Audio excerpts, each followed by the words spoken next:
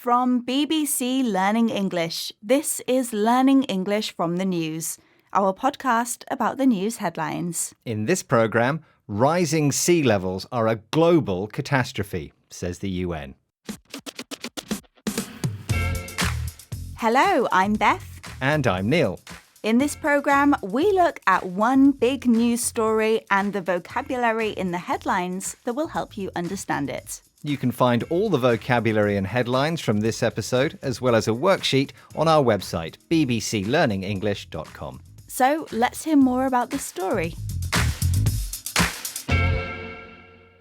The United Nations Secretary-General, Antonio Guterres, has warned that rising sea levels are going to be disastrous for the Pacific Islands. Those are islands in the Pacific Ocean, such as Tuvalu and the Cook Islands. However, a new UN report warns that rising sea levels will be a catastrophe for everyone across the globe. His comments come after 2 UN reports on the state of the climate. OK, we have our first headline about this story, and it's from BBC News here in the UK. Surging seas are coming for us all, warns UN chief. And again, that headline from BBC News, surging seas are coming for us all, warns UN chief. So, we know that rising sea levels are severely affecting Pacific Islands, but this headline says surging seas, that means rising sea levels, are coming for us all. And we're interested in this phrase, coming for us all. Beth, can you explain? Yes, coming for us or coming for you describes someone or something's action towards you which is harmful or dangerous, a threat. Imagine a pickpocket or a thief is coming for you. This means they want to steal from you, and that is their intention. Yes, but we can also use coming for you for things that don't have a personality, like sea levels. The rising sea levels don't intend to attack or harm us, unlike the thief. But we will eventually be physically attacked by rising sea levels, floods and land falling into the sea. So it will feel like a harmful action, even though it doesn't intend to harm us. It's a threat. Yeah, I have a different example of coming for us.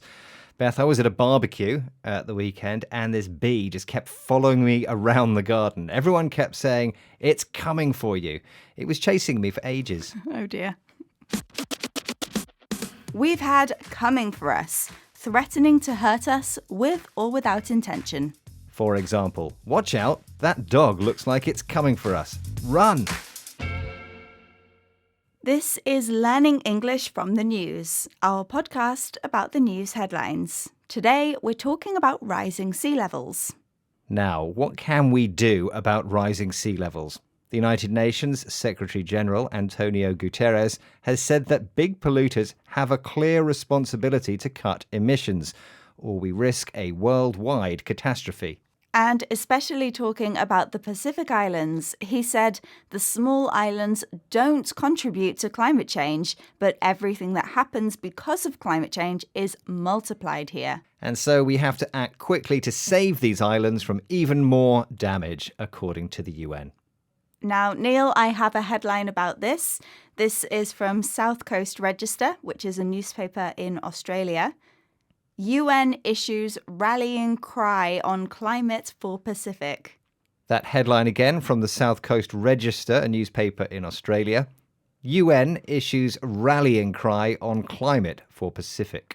We're looking at the phrase rallying cry. So a rally is where people come together to protest or show support for something, and a cry in the headline is a shout.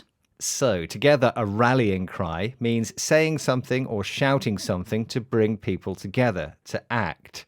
Now, on a battlefield, the commander might literally shout, "Charge!" to get everyone together to fight the enemy, and that is literally a rallying cry. That's right. But of course, in the headline, a rallying cry isn't literal. Here, it just means that the UN are metaphorically shouting. They're appealing for people to come together and support these Pacific Islands by helping reduce climate change and rising sea levels. Beth, what else can we use rallying cry for? Could I issue, for example, a rallying cry to my family when I want to change the TV channel? Not really. It's for bigger, more important events where action is needed. So, for example, a hospital might issue a rallying cry for more blood donations if they are short of them. We had rallying cry, an appeal to bring people together to act. For example, the politician gave a rallying cry and the crowd cheered. This is Learning English from the News from BBC Learning English. We're talking about rising sea levels. Now, the UN have said there is an obligation on the G20, that's a group made up of the 20 largest economies in the world, to help because those countries cause 80% of emissions. Mr. Guterres said we can only prevent global damage that can't be changed if we limit global warming to 1.5 degrees Celsius. And our next headline is about this. This comes from the Daily Sabah in Turkey. World running out of time to turn tide on rising sea levels. UN. That headline again. World running out of time to turn tide on rising sea levels. UN. That's from the Daily Sabah in Turkey. So this headline says the world is running out of time.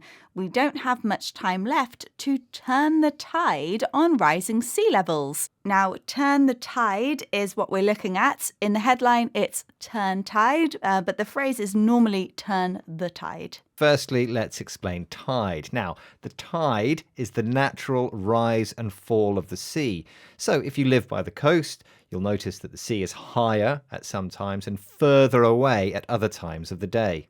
Now, the phrase turn the tide usually means to reverse current trends, and it can be something that is quite difficult. Neil, can you give us an example? Yes, so at the weekend, my son's football team were losing 2-0, but they managed to turn the tide on the opposition and they won 5-2 in the end. Wow, that's really good. So they reversed the direction of the game. But here, the headline is actually talking about reversing the rise in sea levels, which is quite difficult. And it's a bit of a clever headline, isn't it? It has a double meaning. It does, yes, because we have tide and then we mention the sea. So it's a pun because the UN really do want to change the sea levels. They don't want sea levels to continue rising. We've had turn tide, reverse a current trend. For example, the latest battle could turn the tide in the country's civil war. That's it for this episode of Learning English from the News. We'll be back next week with another news story. If you've enjoyed this programme, you will love our new series on job applications. Search for Learning English for Work on your favourite podcast app. And don't forget to follow us on social media. Search for BBC Learning English. Goodbye. Bye.